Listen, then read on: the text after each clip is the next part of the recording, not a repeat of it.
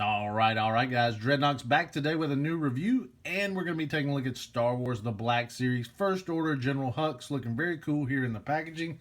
Nice artwork like we've seen before. Not much going on this side of the box.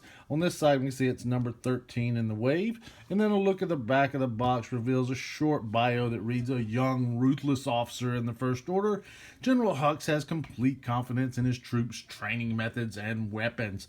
So let's get this bad boy open and get a look at it. And here's our General Hux out of the packaging. Looking pretty cool overall, I gotta say. I think Hasbro did a nice job with the figure. I definitely have a few minor complaints, and I'll get to those here in a moment. But I like the overall look of the character, and I like how the figure turned out. So let's take a closer look. And up first, taking a look at accessories. Hux only comes with one accessory, the blaster pistol. But I definitely like the aesthetic of it. I think it looks pretty cool. It's black plastic, nicely sculpted, and has some silver paint apps on one side. I think those turned out pretty nice overall. Nothing going on the other side, just plain black plastic. Would have been nice if they'd painted both sides. But it does fit into his hand very nicely.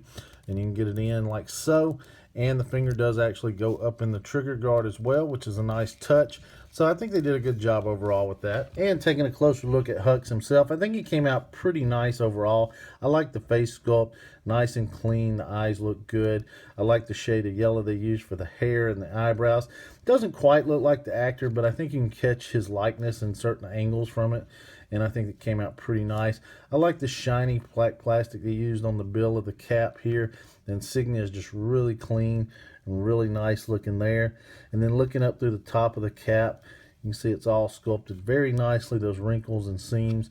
The back of the hair looks nicely sculpted as well. Almost looks like some dry brushing over that, but I think it's just shadow. And the ears came out nice. Major complaint I have is underneath the head here on the joint. You can see where they painted over that black plastic, and you can see that black shining through. So if you have them looking up in any kind of position, it does look kind of sloppy around that neck area. And then looking down through the jacket, I just really love what they did with the sculpting and the feel of the plastic. It has a pleather, feel to it. It feels like leather or something. I just think it came out really nicely sculpted. No color variations. It's all black, really, for the most part. But you can see the seams and the wrinkles. And then that texture sculpted in underneath here, just perfect. Nice silver paint apps on the belt there.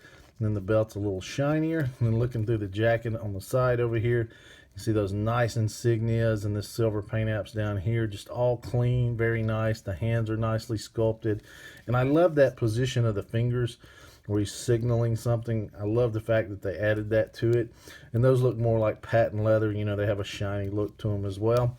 Same thing over here, and then of course he holds the gun in that one. And then looking through the back of the jacket, just nicely sculpted. Those nice lines sculpted in all the way through. You can see it split at the bottom. And it's a very soft, flexible plastic, so it came out really nice. And then looking under here through the legs, very nicely sculpted as well. Lots of nice little wrinkles in there. And then of course they went from the flat black that we see on most of it to the shiny down here on the boots as well, like with the hands, which I think are perfect. And I love how they're sculpted. They really look like those Imperial boots they wore.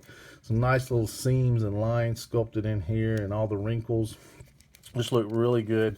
And then looking at the back here, same thing going on back here. Nicely sculpted wrinkles all the way through the joints. And then those boots with the seams down below. There are some peg holes and some tread sculpted in on the bottom down there. So yeah, just overall really nice looking. And taking a quick look at articulation, he's pretty standard for a Black Series. He can look up about that much, look down like so. His head does rotate around nicely, and he does have some pivot in there. The arms move out about that far, really nice, and they do rotate all the way around, and you can see the jacket does flex when moving them, which is nice. Has that single joint elbow, but it does rotate on that. And then it has the hinge on the hands that move up like so, down like so, and then they do swivel around. As far as ab crunch, doesn't really feel like he has one. It feels like it's one solid piece in there. It does have waist rotation, but it's a little sticky, and I'm almost afraid to move it too much. But you can see it gets a little clicky in there, and it does tend to move, but just feels very stiff. So probably won't be doing that a whole lot. The hips do move out about that much, and they're split in the uniform in here, so you can get them out like so, which comes out okay. Does have double jointed knees. Again, I'm not sure why Hasbro gives us double jointed knees when they could give us double jointed elbows. On some of these figures, I think it would have worked better on this one. It does have upper leg rotation, no rotation at the boot. The foot is on a hinge, and one of my gripes is it doesn't hinge up. It only hinges down, which is nice, but it makes it difficult for him to stand because this does not hinge up. So that's kind of a bummer, but he does have that nice ankle rocker. And here's our General Hux compared to Captain Phasma over here on the left, and our Black Series Kylo Ren over here on the right. I think this guy scales well together with them. He's a little bit shorter than both, and then he's measuring in at just shy of 6 inches tall. And just because I love Stormtroopers, here he is next to a whole squad of them.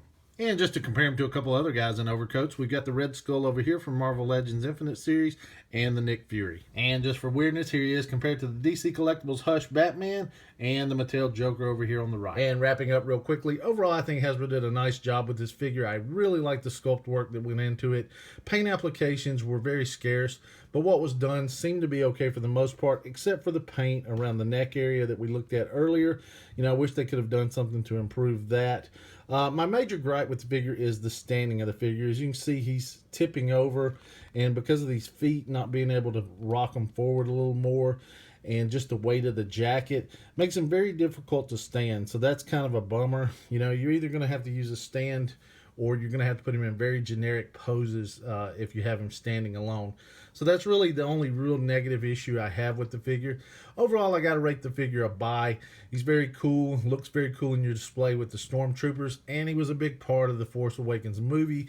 You know, so I think you definitely have to have him. He is very tough to find, man. I really had to hunt to get this guy. eBay is like your only option at this point, and they're asking, you know, almost double the price.